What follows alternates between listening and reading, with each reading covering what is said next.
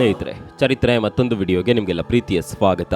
ಸದ್ಯ ಯುದ್ಧ ಭೂಮಿಯಾಗಿರುವ ಇರಾನ್ ಕೊತ ಕುದಿಯುತ್ತಿದೆ. ಒಂದೆಡೆ ಖಮೇನಿ ಹತ್ಯೆಯ ಬಳಿಕ ಇರಾನ್ ಪಡೆಗಳು ಪ್ರತೀಕಾರಕ್ಕೆ ಮುಗಿಬಿದ್ದಿವೆ.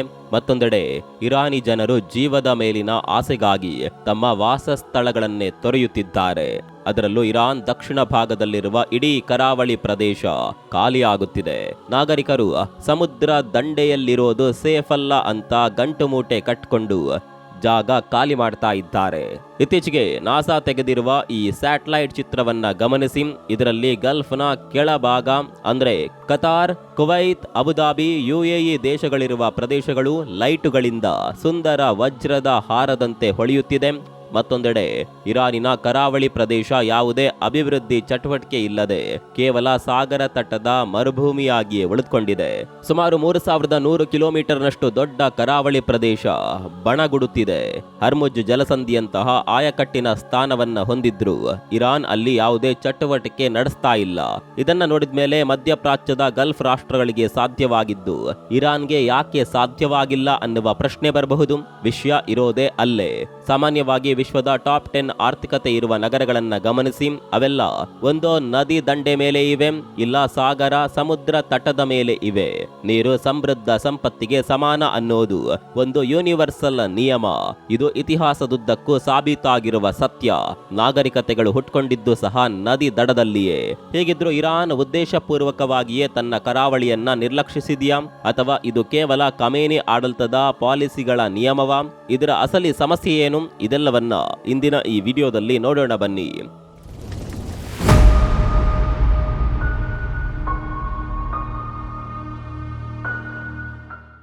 ಹೌದು, ಇರಾನ್ ತನ್ನ ದೇಶಕ್ಕೆ ದೊಡ್ಡ ಆಸ್ತಿಯಾಗಬಹುದಾಗಿದ್ದ ದಕ್ಷಿಣ ಕರಾವಳಿಯನ್ನ ಸಂಪೂರ್ಣವಾಗಿ ನಿರ್ಲಕ್ಷಿಸುತ್ತಲೇ ಇದೆ. ಸರಿಸುಮಾರು 3100 ಕಿಲೋಮೀಟರ್ನಷ್ಟು ವಿಶಾಲವಾಗಿ ಹರಡಿಕೊಂಡಿರುವ ಈ ಭಾಗ ಪಾಳು ಬಿದ್ದ ಭೂಮಿಯಂತೆ ಸದಾ ಬಣಗುಡುತ್ತಲೇ ಇದೆ. ಹಾಗಂತ ಇದು ಈಗ ಶುರುವಾದ ನಿರ್ಲಕ್ಷ್ಯವಲ್ಲ. ಇತಿಹಾಸದುದ್ದಕ್ಕೂ ಇರಾನ್ ಆಡಳಿತಗಾರರು ಈ ದಕ್ಷಿಣ ಕರಾವಳಿಯತ್ತ ತಮ್ಮ ಚಿತ್ತ ಹರಿಸಿಯೇ ಇಲ್ಲ. ಇದು ಅವರ ಯುದ್ಧ ತಂತ್ರದ ಭಾಗವೇ ಆಗಿತ್ತು. ಈ ಭಾಗದಲ್ಲಿ ಒಂದೇ ಒಂದು ರಾಜಧಾನಿ ಸ್ಥಾಪನೆಯಾದ ಉದಾಹರಣೆ ಇಲ್ಲ. ಕಣ್ಣು ಹಾಯಿಸಿದಷ್ಟು ಕಾಣುವ ಮರುಭೂಮಿ, ಒಂದೆಡೆ ವಿಶಾಲ ಸಮುದ್ರದ ಕೊಲ್ಲಿ, ಇದಿಷ್ಟೇ ಇಲ್ಲಿರೋದು. ಕ್ರಿಸ್ತಪೂರ್ವ 714ರಲ್ಲಿ ನಿಯೋ ಅಸ್ಸಿರಿಯಾನ್ ಸಾಮ್ರಾಜ್ಯದ ರಾಜ 2ನೇ ಸರ್ಗೋನ್ ರಾಜ ಈ ಪ್ರದೇಶವನ್ನ ಆಳ್ತಾ ಇದ್ದ. ಆ ಸಮಯದಲ್ಲಿ ಆತ ಇಡೀ ಪಶ್ಚಿಮ ಏಷ್ಯಾದಲ್ಲೇ ಅತ್ಯಂತ ಬಲಿಷ್ಠ ಚಕ್ರವರ್ತಿ ಎಂಬ ಖ್ಯಾತಿ ಹೊಂದಿದ್ದ. ವಿಚಿತ್ರ ಅಂದ್ರೆ ಆತ ಜಾರಿಗೆ ತಂದ ನಿಯಮಗಳು ಆತನಿಗಿಂತಲೂ ಕ್ರೂರ ಹಾಗೂ ಭಯಾನಕವಾಗಿದ್ದವು. ಪಟ್ಟಣಗಳಿಗೆ ಬೆಂಕಿ ಹಚ್ಚು, ಕಾಲುವೆಗಳನ್ನ ಒಡೆದು ಹಾಕು, ಜನರು ಅನ್ನ ನೀರು ಸಿಗದೆ ಒದ್ದಾಡಿ ಸಾಯುವಂತಹ ಪರಿಸ್ಥಿತಿಯನ್ನ ಆತ ವಿರೋಧಿಗಳ ರಾಜ್ಯದಲ್ಲಿ ನಿರ್ಮಿಸ್ತಾ ಇದ್ದ. ಅಂತೆಯೇ ಆತನ ಉಪಟಳಕ್ಕೆ ಬೆಬಿಲೋನ್, ಲೆವಾಂಟ್, ಅನಟೋಲಿಯಾದಂತಹ ಬಲಿಷ್ಠ ಸಾಮ್ರಾಜ್ಯಗಳು ಸಹ ಮಂಡಿಯೂರಿದ್ದವು. ಆತನ ಮುಂದಿನ ಗುರಿ ಇರಾನ್ನ ಯುಟೇರಿಯನ್ ಸಾಮ್ರಾಜ್ಯವಾಗಿತ್ತು. ನಿಗದಿಯಂತೆ ಆತನ ಸೇನೆ ಯುಟೇರಿಯನ್ಸ್ ಮೇಲೆ ದಾಳಿ ಮಾಡಿದ್ರು. ಆದ್ರೆ ಅಲ್ಲಿ ಯಾವುದೇ ನದಿಗಳಾಗ್ಲಿ ಕಾಲುವೆಗಳಾಗ್ಲಿ ಇರಲಿಲ್ಲ. ಆದರೆ ಜನ ಮಾತ್ರ ಸುಖ ಸಮೃದ್ಧಿಯಿಂದ ಇದ್ದರು. ಇಲ್ಲಿ 2ನೇ ಸರ್ಗೋನ್ ಸೇನೆ ದಾಳಿ ಮಾಡಲು ಯಾವುದೇ ದೊಡ್ಡ ಇಮಾರತು ಇರಲಿಲ್ಲ.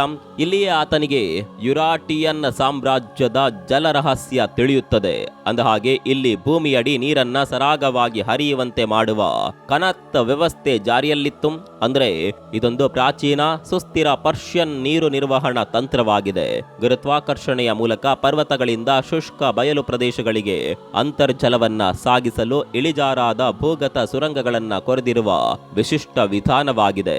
ಸ್ನೇಹಿತರೆ, ಇರಾನಿನ ದೊಡ್ಡ ಸಮಸ್ಯೆ ಅಂದ್ರೆ ಅದರ ಪ್ರಮುಖ ನದಿಗಳು ಹರಿಯೋದು ಉತ್ತರ ಭಾಗದಲ್ಲಿ. ದಕ್ಷಿಣದ ತೀರ ಪ್ರದೇಶಗಳ ಬಳಿ ಅಂತಹ ದೊಡ್ಡ ನದಿಗಳಿಲ್ಲ. ಇದ್ರೂ ಅವೆಲ್ಲ ಮಳೆಗಾಲದಲ್ಲಿ ಮಾತ್ರ ಹರಿಯುತ್ತವೆ, ಬಾಕಿ ಸಮಯದಲ್ಲಿ ಒಣಗಿರುತ್ತವೆ. ಕ್ಯಾಸ್ಪಿಯನ್ ತೀರವನ್ನ ಹೊರತುಪಡಿಸಿದ್ರೆ ಇರಾನಿನ ಮಧ್ಯಭಾಗ ಹಾಗೂ ದಕ್ಷಿಣ ಭಾಗದಲ್ಲಿ ವಾರ್ಷಿಕವಾಗಿ ಸರಾಸರಿ ಕೇವಲ 250 ಮಿಲಿಮೀಟರ್ ಮಳೆಯಾಗುತ್ತದೆ. ಹೀಗಾಗಿ ನೆಲದ ಮೇಲೆ ನೀರಿನ ಹರಿವಿನ ಸಾಧ್ಯತೆ ತೀರಾ ಕಡಿಮೆ. ಹೀಗಾಗಿ ಅಂದಿನ ಸಾಮ್ರಾಜ್ಯಗಳು ಕಾಲುವೆ ಮೂಲಕ ನೀರನ್ನ ತರುವ ಪ್ರಯತ್ನ ಮಾಡ್ತಿದ್ದವು. ಆದರೆ ಶತ್ರುಗಳು ಇವುಗಳಲ್ಲಿ ಸುಲಭವಾಗಿ ವಿಷ ಬೆರೆಸುವ ಬೆದರಿಕೆ ಇತ್ತು. ಜೊತೆಗೆ ಅತಿಯಾದ ಬಿಸಿಲು ನೀರನ್ನ ಆವಿಯಾಗುವಂತೆ ಮಾಡ್ತಿತ್ತು. ಇದೇ ಕಾರಣಕ್ಕೆ ಅಂದಿನ ರಾಜರು ಈ ಕನಾತ್ ವ್ಯವಸ್ಥೆಯನ್ನ ಜಾರಿಗೆ ತಂದ್ಕೊಂಡಿದ್ರು. ದೊಡ್ಡ ಪರ್ವತಗಳಿಂದ ಇಳಿಜಾರಿನತ್ತ ಭೂಗತ ಸುರಂಗಗಳ ಮೂಲಕ ನೀರು ಹರಿಯುವಂತೆ ಮಾಡಲಾಗಿತ್ತು. ಇತಿಹಾಸವನ್ನ ಗಮನಿಸಿದಾಗ ಬಹುತೇಕ ಚಕ್ರವರ್ತಿಗಳು, ಸಾಮ್ರಾಜ್ಯಗಳು ಇನ್ನೊಂದು ದೇಶ ಅಥವಾ ಸಾಮ್ರಾಜ್ಯದ ಮೇಲೆ ದಾಳಿ ನಡೆಸಿದ್ದು ಸಮುದ್ರ ಮಾರ್ಗದ ಮೂಲಕವೇ. ಅದು ಕ್ರಿಸ್ತಪೂರ್ವ 336 ದಿ ಅಲೆಕ್ಸಾಂಡರ್ ಗ್ರೇಟ್ ಇರ್ಲಿ, ಕ್ರಿಸ್ತಶಕ 651ರಲ್ಲಿ ನಡೆದ ಅರಬ್ ದಾಳಿ ಆಗ್ಲಿ ಅಥವಾ ಪೋರ್ಚುಗೀಸ್ ಬ್ರಿಟಿಷರಾಗ್ಲಿ ಯಾರೇ ದಾಳಿ ಮಾಡಿದ್ರು ಅದು ಸಮುದ್ರ ಮಾರ್ಗದ ಮೂಲಕವೇ ನಡೀತಿತ್ತು. ಇರಾನ್ ಮೇಲೆ ನಡೆದ ದಾಳಿಯ ವಿಚಾರದಲ್ಲೂ ಇದೇ ನಡೀತಾ ಇತ್ತು. ಇರಾನ್ನ ಪ್ರತಿ ಸಾಮ್ರಾಜ್ಯದ ಮೇಲೆ ಪರಕೀಯರ ದಾಳಿ ಸಮುದ್ರದ ದಂಡೆಯ ಮೂಲಕವೇ ಆಗ್ತಿತ್ತು. ಹೀಗಾಗಿ ಇರಾನ್ ಸಾಗರ ತಟದಲ್ಲಿರುವವರು ಮೊದಲು ಮುಗ್ಗರಿಸುತ್ತಾನೆ ಎಂಬ ಪಾಠವೊಂದನ್ನ ಇದರಿಂದ ಕಲಿತಿತ್ತು. ಸ್ನೇಹಿತರೆ, ಇರಾನ್ ದಕ್ಷಿಣ ಕರಾವಳಿಯಿಂದ ದೂರ ಉಳಿಯಲು ಮತ್ತೊಂದು ಕಾರಣ ಅಂದ್ರೆ ಅದರ ಭೌಗೋಳಿಕ ರಚನೆ. ಭಾರತಕ್ಕೆ ಹೇಗೆ ಉತ್ತರದಲ್ಲಿ ಹಿಮಾಲಯ ಪರ್ವತಗಳು ನೈಸರ್ಗಿಕ ರಕ್ಷಣಾ ತಡೆಗೋಡೆಗಳಾಗಿದ್ದಾವೋ ಅದೇ ರೀತಿ ಇರಾನ್ನಲ್ಲಿ ಕಡಿದಾದ ಬೆಟ್ಟ ಗುಡ್ಡಗಳು ಅದಕ್ಕೆ ರಕ್ಷಣಾ ಬೇಲಿಯಂತೆ ಕಾರ್ಯನಿರ್ವಹಿಸುತ್ತವೆ. ಪಶ್ಚಿಮ ಇರಾನ್ನಲ್ಲಿರುವ ಜಾಗ್ರೋಸ್ ಪರ್ವತಗಳು ಹಾಗೂ ಉತ್ತರ ಇರಾನ್ನಲ್ಲಿ ಸುಮಾರು 900 ಕಿಲೋಮೀಟರ್ ವರೆಗೆ ಹಬ್ಬಿರುವ ಅಲ್ಬೋರ್ಜ್ ಪರ್ವತಗಳು ಅದಕ್ಕೆ ನೈಸರ್ಗಿಕ ತಡೆಗೋಡೆಗಳಾಗಿವೆ. ಈ ಎರಡೂ ಕಡೆ ಅದಕ್ಕೆ ನ್ಯಾಚುರಲ್ ಸೇಫ್ಟಿ ಇದೆ. ಕ್ಯಾಸ್ಪಿಯನ್ ಸಮುದ್ರದ ಚೂರೇ ಚೂರು ನೀರು ಕೂಡ ಇರಾನ್ನ ಒಳಗಡೆ ನುಗ್ಗದಂತೆ ಅಲ್ಬೋರ್ಜ್ ಪರ್ವತಗಳು ಅಡ್ಡಲಾಗಿ ನಿಂತಿವೆ. ಇನ್ನು ಇದರ ನಡುವೆ ದಸ್ತಿ ಕವೀರ್, ದಸ್ತಿ ಲುಟ್ ಎಂಬ ಎರಡು ಭಯಾನಕ ಮರುಭೂಮಿಗಳಿದೆ. ಈ ಮರುಭೂಮಿಗಳಲ್ಲಿ ನೀರು ಇಲ್ಲ, ಜನವಸತಿಯೂ ಇಲ್ಲ. ಅಷ್ಟರ ಮಟ್ಟಿಗೆ ಪರಿಸರ ಕ್ರೂರತೆಯನ್ನ ಹೊಂದಿರುವ ನೆಲ ಇದು. ಈ ಮರುಭೂಮಿಗಳಲ್ಲಿ ನೀರು ಇಲ್ಲ, ಜನವಸತಿಯೂ ಇಲ್ಲ, ಭೂಮಿಯಂತೂ ಬೆಂಕಿಯ ಕೆಂಡ. ಹೀಗಾಗಿ ಇಲ್ಲಿ ಆಕಸ್ಮಿಕವಾಗಿ ವಿಮಾನ ಬಿದ್ದರೂ ಯಾರೂ ರಕ್ಷಣೆಗೆ ಬರೋದಿಲ್ಲ. ಅಷ್ಟರ ಮಟ್ಟಿಗೆ ಪರಿಸರ ಕ್ರೂರತೆಯನ್ನ ಹೊಂದಿರುವ ನೆಲ. ಇಲ್ಲಿಯ ಮರಳು ಪರ್ವತಗಳಿಂದ ಎತ್ತ ನೋಡಿದ್ರೂ ಇರಾನ್ನ ಯಾವುದೇ ನೆಲದ ಸ್ಪಷ್ಟ ಚಿತ್ರ ಸಿಗೋದಿಲ್ಲ. ಹೀಗಾಗಿಯೇ ಇರಾನ್ನ ರಾಜರುಗಳು ಶತಶತಮಾನಗಳಿಂದಲೇ ಈ ನೈಸರ್ಗಿಕ ರಕ್ಷಣಾ ವ್ಯವಸ್ಥೆಯನ್ನೇ ತಮ್ಮ ಭದ್ರತಾ ಕೀಲಿಕೈ ಮಾಡಿಕೊಂಡಿದ್ದಾರೆ. ಈ ಕಾರಣದಿಂದಲೇ ಇತಿಹಾಸದುದ್ದಕ್ಕೂ ಇರಾನ್ ಪರಕೀಯ ದಾಳಿಯನ್ನ ಮೆಟ್ಟಿ ನಿಲ್ಲಲು ಸಾಧ್ಯವಾಗಿದೆ. ಎಲ್ಲಾ ಕಾರಣಗಳಿಂದ ಇಂದಿಗೂ ಇರಾನ್ನ ದಕ್ಷಿಣ ಕರಾವಳಿ ಸಂಪೂರ್ಣವಾಗಿ ಪಾಳು ಬಿದ್ದ ಭೂಮಿಯಂತಾಗಿದೆ. ಹಾಗಂತ ಇರಾನ್ ಈ ಕರಾವಳಿಯ ಮೇಲಿನ ತನ್ನ ಹಕ್ಕನ್ನ ಬಿಟ್ಕೊಟ್ಟಿಲ್ಲ. ಈಗಲೂ ಅಲ್ಲಿ ಕರಾವಳಿ ಪಡೆಗಳು ಗಸ್ತು ತಿರುಗುತ್ತವೆ. ಬೀಚ್ನಲ್ಲಿ ಯಾರಾದರೂ ಕಂಡ್ರೆ ಅವರನ್ನ ಶಿಸ್ತು ಸಮಿತಿಗೆ ಒಪ್ಪಿಸುತ್ತವೆ. ಈ ಕರಾವಳಿಗೆ ಎದುರಾಗಿರುವ ಗಲ್ಫ್ ವಲಯದ ಸಮುದ್ರ ತೀರಗಳು ಸಂತೋಷ, ಸುಖದ ಸುಪ್ಪತ್ತಿಗೆಯ ಕ್ಷಣಗಳಿಗೆ ಸಾಕ್ಷಿಯಾಗ್ತಾ ಇದ್ರೆ ಇತ್ತ ಇರಾನ್ನ ತೀರ ಪ್ರದೇಶ ಗಾಢ ಮೌನದಲ್ಲಿ ಮಿಂದೇಳುತ್ತದೆ. ಸ್ನೇಹಿತರೆ, ಇರಾನ್ ದೇಶಕ್ಕೆ ಸದಾ ಕಳವಳ ತರುವ ವಿಚಾರ ಅಂದ್ರೆ ಅದು ಅಮೆರಿಕವೂ ಅಲ್ಲ, ಯುರೋಪ್ ವಲಯದ ಬೆದರಿಕೆಯೂ ಅಲ್ಲ. ಅದಕ್ಕೆ ಬೆದರಿಕೆ ಇರುವುದು ತನ್ನದೇ ಇಸ್ಲಾಂ ಧರ್ಮದ ಸುನ್ನಿ ಪಂಥದ ರಾಷ್ಟ್ರಗಳಿಂದ. ಅಸಲಿಗೆ ಮಧ್ಯಪ್ರಾಚ್ಯದಲ್ಲಿ ಇರಾನ್ ಒಂದೇ ದೊಡ್ಡ ಮಟ್ಟದ ಶಿಯಾ ಸಮುದಾಯವನ್ನ ಪ್ರತಿನಿಧಿಸುವ ರಾಷ್ಟ್ರವಾಗಿದೆ. ಹಾಗೆ ನೋಡಿದ್ರೆ ಶಿಯಾ ಪಂಗಡ ಸುನ್ನಿ ಮುಸ್ಲಿಮರಂತೆ ತೀರಾ ಕಟ್ಟರ್ ಪಂಥೀಯರಲ್ಲ. ಆದರೆ ಇತ್ತೀಚಿನ ದಿನಗಳಲ್ಲಿ ಸುನ್ನಿ ಪ್ರಭಾವದಿಂದಾಗಿ ಆ ಸಮುದಾಯ ಕೂಡ ಅಂಥದ್ದೊಂದು ಕಟ್ಟರ್ ನಡೆಗಳಿಗೆ ಬಿದ್ದಿದೆ. ಇರಾನ್ ಹೆಚ್ಚು ಕಡಿಮೆ ಸುನ್ನಿ ದೇಶಗಳಿಂದಲೇ ಸುತ್ತುವರೆದಿದೆ. ಅಲ್ಲಿಯ ಭಯೋತ್ಪಾದಕತೆ, ಪ್ರಾದೇಶಿಕ ಅಭದ್ರತೆ ಅದನ್ನ ಸದಾ ಎಚ್ಚರದಿಂದಿರುವಂತೆ ಮಾಡಿದೆ. ಇನ್ನು ಮಧ್ಯಪ್ರಾಚ್ಯದ ಇತರೆ ರಾಷ್ಟ್ರಗಳ ಚಿಂತೆ ಅಂದ್ರೆ ಒಂದು ವೇಳೆ ಇರಾನ್ಗೆ ಪರಮಾಣು ಶಸ್ತ್ರಗಳು ಸಿಕ್ಕಿಬಿಟ್ರೆ ಅದು ಇಡೀ ಮಧ್ಯಪ್ರಾಚ್ಯವನ್ನ ಸರ್ವನಾಶ ಮಾಡುತ್ತದೆ ಅನ್ನೋದು ಇಸ್ರೇಲ್ ಸಹಿತ ಗಲ್ಫ್ ರಾಷ್ಟ್ರಗಳ ಚಿಂತೆಯಾಗಿದೆ. ಅಲ್ಲದೆ ಇದು ಪರೋಕ್ಷವಾಗಿ ಅಮೆರಿಕ ಹಾಗೂ ಯುರೋಪ್ಗಳಿಗೂ ಕೂಡ ಬಿಸಿ ತಟ್ಟಿಸಲಿದೆ ಅಂತಾನೂ ಇಸ್ರೇಲ್ ಪ್ರಧಾನಿ ಆರೋಪಿಸುತ್ತಾರೆ. ಹೀಗಾಗಿಯೇ ಎರಡು ಕಡೆ ಟೆನ್ಷನ್ಗಳಿವೆ. ಒಬ್ಬರನ್ನೊಬ್ಬರು ಹಣಿಸಲು ಪ್ರಾಕ್ಸಿ ವಾರ್ಗಳು ನಡೀತಾನೆ ಇದೆ. ಕಳೆದೆರಡು ವಾರಗಳಿಂದ ಯುದ್ಧ ಮತ್ತಷ್ಟು ತೀವ್ರಗೊಂಡಿದೆ. ಇಸ್ರೇಲ್ ಹಾಗೂ ಅಮೆರಿಕ ಇರಾನ್ನ ಪರಮಾಣು ಘಟಕಗಳನ್ನ ಟಾರ್ಗೆಟ್ ಮಾಡಿಕೊಂಡು ದಾಳಿ ನಡೆಸಿವೆ. ಹೀಗಾಗಿಯೇ ಇರಾನ್ ಕೂಡ ತಕ್ಕ ತಿರುಗೇಟು ಕೊಡ್ತಾ ಇದೆ. ಹೀಗೆ ರಕ್ಷಣಾತ್ಮಕ ಆಟದ ದೃಷ್ಟಿಯಿಂದಲೇ ಅದು ಕರಾವಳಿಯನ್ನ ಹೆಚ್ಚು ಕಡಿಮೆ ಭೂಗತ ನೆಲೆಗಳಾಗಿ ಸೇನಾ ತುಕಡಿಗಳ ವಲಯವನ್ನಾಗಿ ಪರಿವರ್ತಿಸಿದೆ. ಹರ್ಮುಜ್ ಜಲಸಂಧಿಯಂತಹ ಅತ್ಯಂತ ಆಯಕಟ್ಟಿನ ಸ್ಥಾನ ಇರಾನ್ ಪಾಲಿಗಿದೆ. 20% ಜಗತ್ತಿನ ತೈಲ ಪೂರೈಕೆ ಇದೇ ಮಾರ್ಗದ ಮೂಲಕ ಆಗುತ್ತೆ. ಆದರೂ ಇರಾನ್ ಈ ವಲಯದಲ್ಲಿ ಯಾವುದೇ ಮೂಲ ಸೌಕರ್ಯಗಳನ್ನ ಅಭಿವೃದ್ಧಿಪಡಿಸಿಲ್ಲ. ಆದರೆ UAE, Qatar, Abu Dhabi, Bahrain, Saudi ಅರೇಬಿಯಾದಂತಹ ಕೊಲ್ಲಿ ರಾಷ್ಟ್ರಗಳು ತಮ್ಮ ಸೀಮಿತ ಪ್ರದೇಶಗಳಲ್ಲೇ ವಿಶ್ವವನ್ನೇ ಬೆರಗಾಗಿಸುವಂತೆ ನಿರ್ಮಾಣ ಕಾಮಗಾರಿ ಮಾಡಿವೆ. ಒಂದು ಕಾಲದಲ್ಲಿ ಮರುಭೂಮಿಯಾಗಿದ್ದ ನೆಲದಲ್ಲಿ ಗಗನ ಚುಂಬಿ ಕಟ್ಟಡಗಳು, ಅದ್ಭುತ ಅದ್ಭುತ ಎನಿಸುವ ಮೂಲಸೌಕರ್ಯ ಕಾಮಗಾರಿಗಳು ಎದ್ದು ನಿಂತಿವೆ. ಇದಕ್ಕೆ ಕಾರಣ ಆ ರಾಷ್ಟ್ರಗಳು ಅಳವಡಿಸಿಕೊಂಡಿರುವ ಹೂಡಿಕೆ ನೀತಿ. ಈ ರಾಷ್ಟ್ರಗಳ ಹೂಡಿಕೆಯಲ್ಲಿ ಖಾಸಗಿ ಪಾಲು 80% ಇದ್ರೆ 20% ಮಾತ್ರ ರಾಷ್ಟ್ರೀಕರಣಗೊಂಡಿದೆ. ಆದರೆ ಇರಾನ್ ಇದಕ್ಕೆ ತದ್ವಿರುದ್ಧ ಸ್ಥಿತಿಯಲ್ಲಿದೆ. ಅಲ್ಲಿ 88% ಹೂಡಿಕೆ ಹಾಗೂ ನಿಯಂತ್ರಣ ಸರ್ಕಾರದ ವಶದಲ್ಲಿಯೇ ಇದೆ. ಕೇವಲ 12% ಮಾತ್ರ ಖಾಸಗಿ ಪಾಲು ಹೊಂದಿದೆ. ಸ್ನೇಹಿತರೆ, ಇರಾನ್ ಸರ್ವೋಚ್ಚ ನಾಯಕ ಅಯತೊಲ್ಲಾ ಖಮೇನಿ 1979ರಲ್ಲಿ ಕ್ರಾಂತಿಯ ಮೂಲಕ ಪಟ್ಟವೇರುವ ಸಂದರ್ಭದಲ್ಲೇ ರಾಷ್ಟ್ರೀಕರಣದ ಜಪ ಮಾಡಿದ್ರು. ಹೀಗಾಗಿ ಅಂದುಕೊಂಡಂತೆ ಕೃಷಿ, ವಿಮೆ, ಕೈಗಾರಿಕೆ, ಬ್ಯಾಂಕಿಂಗ್ ಸೆಕ್ಟರ್ ಹೀಗೆ ಪ್ರತಿಯೊಂದನ್ನ ರಾಷ್ಟ್ರೀಕರಣಗೊಳಿಸಿದ್ರು. ಅವರ ಪ್ರಕಾರ ಖಾಸಗಿತನಕ್ಕೆ ಅವಕಾಶ ನೀಡೋದು ತಮ್ಮ ಗದ್ದುಗೆಗೆ ಕಂಟಕ ಅಂತಾಲೆ ಭಾವಿಸಿದ್ರು. ಹೀಗಾಗಿ ಎಲ್ಲಾ ಹಿಡಿತವು ಸರ್ಕಾರಿ ಅಧೀನದಲ್ಲೇ ಇದೆ. ಅಲ್ಲದೆ ಆಯಕಟ್ಟಿನ ಸರ್ಕಾರಿ ಸಂಸ್ಥೆ, ಇಲಾಖೆಗಳಿಗೆ ತಮ್ಮ ಸಹವರ್ತಿಗಳನ್ನೇ ನೇಮಿಸುವ ಮೂಲಕ ಆಡಳಿತದ ಮೇಲೆ ಹಿಡಿತವನ್ನ ಖಮೇನಿ ಇಟ್ಕೊಂಡಿದ್ರು. ಇದರ ನೇರ ಪರಿಣಾಮ ದೇಶದ ಆರ್ಥಿಕತೆಯ ಮೇಲಾಯಿತು. ದಿನೇ ದಿನೇ ಉತ್ಪಾದಕತೆ ಕಡಿಮೆ ಆಯಿತು. ಕೇವಲ 2 ವರ್ಷಗಳಲ್ಲಿ ಇರಾನ್ GDP 20% ಕುಸಿತ ಕಂಡಿತು. ಇದೆಲ್ಲದರ ನಡುವೆ 2006ರಲ್ಲಿ ಖಮೇನಿ ಇದ್ದಕ್ಕಿದ್ದಂತೆ ರಾಷ್ಟ್ರದಲ್ಲಿ ಪ್ರೈವೇಟೈಸೇಷನ್ಗೆ ಅವಕಾಶ ನೀಡೋದಾಗಿ ಹೇಳಿದ್ರು. ಖಾಸಗಿ ಸಂಸ್ಥೆಗಳ ಪಾಲುದಾರಿಕೆಗೆ ಹೆಚ್ಚಿನ ಒತ್ತು ನೀಡೋದಾಗಿ ಕಾನೂನಿನ ಮೂಲಕವೇ ಉತ್ತರ ನೀಡಿದ್ರು. ಆದರೆ ಅಲ್ಲಿ ಆಗಿದ್ದೇ ಬೇರೆ. ಖಮೇನಿ ಘೋಷಣೆ, ಕಾಯ್ದೆ ಅನುಷ್ಠಾನದ ಬಳಿಕವೂ ಇರಾನ್ನಲ್ಲಿ ಖಾಸಗಿ ಸಂಸ್ಥೆಗಳಿಗೆ ಸಿಕ್ಕಿದ್ದು ಕೇವಲ 5% ಪಾಲು ಮಾತ್ರ. ಅದನ್ನೇ ಖಮೇನಿ ದೊಡ್ಡ ಮಟ್ಟದಲ್ಲಿ ಉಲ್ಲೇಖಿಸಿದ್ರು. ಕೇವಲ ಹೆಸರುಗಳು ಬದಲಾವಣೆ ಆದವೇ ಹೊರತು ಅಸಲಿ ಪ್ರೈವೇಟೈಸೇಷನ್ ಅನ್ನೋದು ಆಗ್ಲೇ ಇಲ್ಲ. ನಿಮ್ ಕೇಳಿದ್ರೆ ಅಚ್ಚರಿ ಅನಿಸಬಹುದು. ಇಲ್ಲಿವರೆಗೆ ಇರಾನ್ನಲ್ಲಿ PPP ಅಂದ್ರೆ ಪಬ್ಲಿಕ್ ಪ್ರೈವೇಟ್ ಪಾರ್ಟ್ನರ್ಶಿಪ್ ಅಂದ್ರೆ ಏನು, ಅದನ್ನ ಅನುಷ್ಠಾನಕ್ಕೆ ತರೋದು ಹೇಗೆ ಅನ್ನೋದಕ್ಕೂ ಒಂದು ಕಾಯ್ದೆ ಕಾನೂನು ಇಲ್ಲ. ದೊಡ್ಡ ದೊಡ್ಡ ಬಂದರು, ಹೆದ್ದಾರಿಗಳು, ಬೃಹತ್ ಸೇತುವೆಗಳು ಹೀಗೆ ದೊಡ್ಡ ಯೋಜನೆಗಳನ್ನ ಬಹುತೇಕ PPP ಮಾಡೆಲ್ನಲ್ಲೇ ಅನುಷ್ಠಾನಕ್ಕೆ ತರಲಾಗುತ್ತೆ. ಆದರೆ ಇರಾನ್ನಲ್ಲಿ ಅಂಥದ್ದೊಂದು ಕಾನೂನು ಇಲ್ಲ. ಅದನ್ನ ತರಬೇಕು ಅನ್ನುವ ಇಚ್ಛಾಶಕ್ತಿಯೂ ಇಲ್ಲ. ಇದಕ್ಕೆ ವ್ಯತಿರಿಕ್ತವಾಗಿ ಗಲ್ಫ್ ರಾಷ್ಟ್ರಗಳು ಖಾಸಗಿ ಪಾಲುದಾರಿಕೆ, ಹೂಡಿಕೆಗಾಗಿ ಕಾನೂನನ್ನೇ ಬದಲಾಯಿಸಿದವು. ಈ ಮೂಲಕ ಬಂಡವಾಳವನ್ನ ಆಕರ್ಷಿಸಿ ತಮ್ಮ ನೆಲದಲ್ಲಿ ಸ್ವರ್ಗವನ್ನೇ ನಿರ್ಮಿಸಿಕೊಂಡವು. ಆದರೆ ಹುಸಿ ಕ್ರಾಂತಿಯ ಭ್ರಮೆ ಸೃಷ್ಟಿಸಿದ್ದ ಖಮೇನಿ ತಮ್ಮ ಆಡಳಿತದುದ್ದಕ್ಕೂ ಇಂತಹ ಉದಾರವಾದಿ ನಿಲುವು ತಾಳಲೇ ಇಲ್ಲ. ಅತ್ತ ಗಲ್ಫ್ ರಾಷ್ಟ್ರಗಳು ವಿದೇಶಿ ಹೂಡಿಕೆಗೆ ಹಾದಿ ಮಾಡಿಕೊಟ್ಟು ಮರುಭೂಮಿಯನ್ನ ಬಂಗಾರದ ಭೂಮಿಯಾಗಿ ಪರಿವರ್ತಿಸಿದವು. ಆದರೆ ಇರಾನ್ ಕರಾವಳಿ ತೀರ ಮಾತ್ರ ಬಂಜರು ಭೂಮಿಯಾಗಿಯೇ ಉಳಿಯಿತು.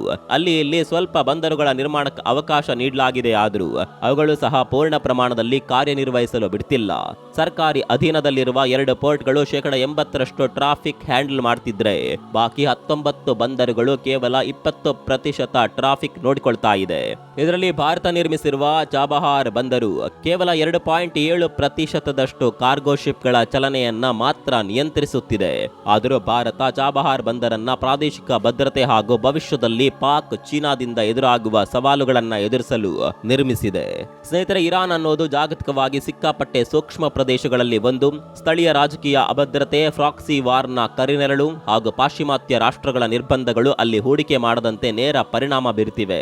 ಅದರಲ್ಲೂ ಅಮೆರಿಕ ಇರಾನ್ನಲ್ಲಿ ಹೂಡಿಕೆ ಮಾಡುವ ಕಂಪನಿ ಮೇಲೂ ತನ್ನ ನಿರ್ಬಂಧ ಹೇರುವ ಪ್ರಕಟಣೆ ಮಾಡಿದೆ. ಹೀಗಾಗಿ ಇರಾನ್ನಲ್ಲಿ ತೃತೀಯ ಜಗತ್ತಿನ ಹೂಡಿಕೆಯಾಗಲಿ ಅಥವಾ ಇತರೆ ರಾಷ್ಟ್ರಗಳ ಕಂಪನಿಗಳಾಗಲಿ ಅಲ್ಲಿ ಹೂಡಿಕೆ ಮಾಡಲು ಮುಂದೆ ಬರ್ತಿಲ್ಲ. ಇತ್ತೀಚೆಗೆ ಟೋಟಲ್ ಗ್ಯಾಸ್ ಕಂಪನಿ ಇರಾನ್ನಲ್ಲಿ ಹೂಡಿಕೆ ಮಾಡುವ ಪ್ರಯತ್ನ ಮಾಡಿತ್ತು. ಆದರೆ USAಯ 2ನೇ ಹಂತದ ನಿರ್ಬಂಧಗಳು ಈ ಪ್ರಾಜೆಕ್ಟ್ ಅನ್ನ ಏಕಾಏಕಿ ನಿಲ್ಲಿಸುವಂತೆ ಮಾಡಿತು. ಅಮೆರಿಕವನ್ನ ಎದುರುಹಾಕೊಂಡು ಅಲ್ಲಿ ಹೂಡಿಕೆ ಮಾಡಲು ಕಂಪನಿ ಒಪ್ಪಲಿಲ್ಲ. ಇದೊಂದೇ ಅಲ್ಲ, ಹೀಗೆ ಅನೇಕ ಕಂಪನಿಗಳು ಇರಾನ್ನಲ್ಲಿ ಹೂಡಿಕೆ ಮಾಡಲು ಹಿಂಜರಿಯುತ್ತಿದೆ. ಇದೆಲ್ಲ ಒಂದ್ ಕಡೆ ಆದರೆ ಇರಾನಿನ ಜನರು ಕೂಡ ಈಗ ದಕ್ಷಿಣ ಕರಾವಳಿಯಿಂದ ಪಲಾಯನ ಮಾಡ್ತಿದ್ದಾರೆ. ಇದಕ್ಕೆ ಮುಖ್ಯ ಕಾರಣ ಅದರ ಭೌಗೋಳಿಕ ರಚನೆ ಹಾಗೂ ಸ್ಥಳೀಯ ನೀರಿನ ಕೊರತೆ. ಒಂದ್ ಕಾಲದಲ್ಲಿ ಇರಾನ್ನ ಭೌಗೋಳಿಕತೆಯೇ ಅದರ ಶಕ್ತಿಯಾಗಿತ್ತು. ಆದರೆ ಇದೀಗ ಆ ಶಕ್ತಿಯೇ ಅದಕ್ಕೆ ದೊಡ್ಡ ಅಡಚಣೆಯಾಗಿದೆ. ಈ ದಕ್ಷಿಣ ಕರಾವಳಿ ಭಾಗದಲ್ಲಿ ಹೆಚ್ಚಾಗಿ ನೀರಿನ ಮೂಲಗಳಿಲ್ಲ. ಅಲ್ಲಿರುವ ನದಿಗಳು ಮಳೆ ಬಿದ್ದಾಗ ಮಾತ್ರ ಹರಿಯುತ್ತವೆ. ಬಾಕಿ ಸಮಯದಲ್ಲಿ ಅಲ್ಲಿ ಒಂದೇ ಒಂದು ಹನಿ ನೀರು ಸಿಗೋದಿಲ್ಲ. ಇನ್ನು ಅಣೆಕಟ್ಟುಗಳನ್ನಂತೂ ಕೇಳಲೇಬೇಡಿ. ಜೊತೆಗೆ ಇಲ್ಲಿರುವ ನೀರಿನಲ್ಲಿ 20% ನೀರು ಮಾತ್ರ ಬಳಕೆಗೆ ಯೋಗ್ಯವಾಗಿದೆ. ಇರಾನ್ನಲ್ಲಿ ಜಲಮೂಲವೇನಾದರೂ ಕೊಂಚ ಮಟ್ಟಿಗೆ ಚೆನ್ನಾಗಿದೆ ಅಂದ್ರೆ ಅದು ಪಶ್ಚಿಮ ಹಾಗೂ ಉತ್ತರ ಭಾಗದಲ್ಲಿ ಮಾತ್ರ. ಅಲ್ಲಿಯ ಪರ್ವತಗಳ ಅಡಿಯಲ್ಲಿ ಅಂತರ್ಜಲ ಚೆನ್ನಾಗಿದೆ, ನದಿಗಳು ಸಹ ಇವೆ. ಹೀಗಾಗಿ ಇರಾನಿನ ದಕ್ಷಿಣ ಕರಾವಳಿ ಜನ ಉತ್ತರ ಪಶ್ಚಿಮಕ್ಕೆ ವಲಸೆ ಹೋಗ್ತಿದ್ದಾರೆ. ಜೊತೆಗೆ ಈ ಕರಾವಳಿಯಲ್ಲಿ ಶತ್ರು ರಾಷ್ಟ್ರಗಳ ದಾಳಿ ಕೂಡ ಜಾಸ್ತಿ ಇದೆ. ಹೀಗಾಗಿ ನಾಗರಿಕರು ಸುರಕ್ಷಿತ ಜಾಗ ಹುಡ್ಕೊಂಡು ಹೋಗ್ತಿದ್ದಾರೆ. ಇದಲ್ಲದೆ ಇರಾನಿನ ಈ ದಕ್ಷಿಣ ಭಾಗ ಯುರೇಷಿಯನ್ ಭೂಫಲಕದ ಮೇಲಿದೆ. ಹೀಗಾಗಿ ಇಲ್ಲಿ ಆಗಾಗ ಭೂಕಂಪಗಳು ಸಂಭವಿಸುತ್ತಲೇ ಇರುತ್ತದೆ. ಇದು ಕೂಡ ಜನ ವಲಸೆ ಹೋಗುವಂತೆ ಮಾಡ್ತಿದೆ. ಇದರೊಂದಿಗೆ ಆಗಾಗ ಭೂತದಂತೆ ಕಾಡುವ ಬರಗಾಲ ಇಲ್ಲಿಯ ಜನರನ್ನ ಹಿಂಡಿ ಹಿಪ್ಪೆ ಮಾಡಿದೆ. ಪ್ರತಿ ವರ್ಷ ಸುಮಾರು 10 ಲಕ್ಷ ಜನ ಉತ್ತರ ಭಾಗ ಅಥವಾ ರಾಜಧಾನಿ ಟೆಹರಾನ್ ವಲಯಕ್ಕೆ ಶಿಫ್ಟ್ ಆಗ್ತಿದ್ದಾರೆ. ಇರಾನ್ ಅಸಲಿ ಸಮಸ್ಯೆ ಅಂದ್ರೆ ಅಲ್ಲಿ ಗ್ರಾಮೀಣ ಪ್ರದೇಶಗಳನ್ನು ಅತ್ಯಂತ ಹೀನಾಯವಾಗಿ ನಿರ್ಲಕ್ಷಿಸಲಾಗಿದೆ. ಅದರಲ್ಲೂ ದಕ್ಷಿಣ ಭಾಗದಲ್ಲಿ ಬರುವ ಬಲೂಚಿಸ್ತಾನ ವಲಯ, ಸಿಸ್ತಾನ್ ಪ್ರಾಂತ್ಯಗಳಲ್ಲಿ ಜನರ ಪರಿಸ್ಥಿತಿ ತೀರಾ ಹೀನಾಯವಾಗಿದೆ. ದೇಶದ ಬಹುಪಾಲು ಉತ್ಪನ್ನದ ಪಾಲು ರಾಜಧಾನಿ ಟೆಹರಾನ್ ಸುತ್ತಲೇ ಖರ್ಚಾಗುತ್ತಿದೆ. ಇಂತಹ ಪ್ರಾದೇಶಿಕ ಅಸಮಾನತೆಯೂ ಕೂಡ ಇರಾನ್ನಲ್ಲಿ ಆಡಳಿತದ ವಿರುದ್ಧ ಪ್ರಬಲ ಅಲೆಯೊಂದನ್ನ ಸೃಷ್ಟಿಸ್ತಾ ಇದೆ. ಅಧಿಕಾರದ ಕೇಂದ್ರೀಕರಣದ ಜೊತೆಗೆ ಮೂಲಸೌಕರ್ಯಗಳ ವಿಚಾರದಲ್ಲೂ ಮಧ್ಯ ಹಾಗೂ ದಕ್ಷಿಣ ಇರಾನ್ ಭಾಗದ ನಡುವೆ ದೊಡ್ಡ ಕಂದಕ ನಿರ್ಮಾಣವಾಗ್ತಿದೆ. ಹೀಗಾಗಿ ಜನರು ಖಮೇನಿ ಆಡಳಿತದ ವಿರುದ್ಧ ಒಳಗೆ ಆಕ್ರೋಶಭರಿತರಾಗಿದ್ರು. ಆದರೆ ಅವರಿಗೆ ಇದನ್ನ ದೊಡ್ಡ ಮಟ್ಟದಲ್ಲಿ ಹೊರಹಾಕಲು ಸರಿಯಾದ ವೇದಿಕೆ ಸಿಕ್ಕಿರಲಿಲ್ಲ. ಹೀಗಾಗಿ ಖಮೇನಿ ಕುಟುಂಬ ತನ್ನ ಆಡಳಿತದ ಪ್ರಹಾರ ನಡೆಸ್ತಾ ಇತ್ತು. ಆದರೂ ಕಳೆದ ಹಲವು ವರ್ಷಗಳಿಂದ ಇರಾನ್ ಇಂತಹ ಸಾವಿರಾರು ಪ್ರತಿಭಟನೆಗಳಿಗೆ ಸಾಕ್ಷಿಯಾಗಿದೆ. ಸ್ನೇಹಿತರೆ, ದೇಶದ ಆಡಳಿತಗಾರರು ಕೇಂದ್ರೀಕೃತ ಮೈಂಡ್ಸೆಟ್ನವರಾದರೆ ಪರಿಸ್ಥಿತಿ ಏನಾಗುತ್ತೆ ಅನ್ನೋದಕ್ಕೆ ಇರಾನ್ ಜೀವಂತ ಉದಾಹರಣೆ. ಒಂದೇ ವಲಯದಲ್ಲಿದ್ದರೂ ಗಲ್ಫ್ ದೇಶಗಳು ಅಭಿವೃದ್ಧಿಯ ಉತ್ತುಂಗಕ್ಕೆ ಹೋಗ್ತಿದ್ರೆ, ಇತ್ತ ಇರಾನ್ ದಿನೇ ದಿನೇ ಆರ್ಥಿಕವಾಗಿ ಪಾತಾಳದತ್ತ ಕುಸಿಯುತ್ತಿದೆ. ನಂಬಿಕೆ ಅನ್ನೋದು ಕೈಕೊಟ್ರೆ ದೇಶದ ಸ್ಥಿತಿ ಅಧೋಗತಿಗೆ ತಲುಪುತ್ತದೆ. ಇಂದು ಇರಾನ್ನಲ್ಲಿ ನಡೀತಾ ಇರೋದು ಅದೇ. ಅಲ್ಲಿಯ ಆಡಳಿತ ಕೇವಲ ಜನರ ನಂಬಿಕೆ ಕಳೆದುಕೊಂಡಿಲ್ಲ, ಬದಲಾಗಿ ವಿಶ್ವದ ನಂಬಿಕೆಯನ್ನ ಕೂಡ ಕಳೆದುಕೊಳ್ತಾ ಇದೆ. ಇದೇ ಇರಾನ್ ಅವಸಾನಕ್ಕೆ ಕಾರಣವಾಗಬಹುದು.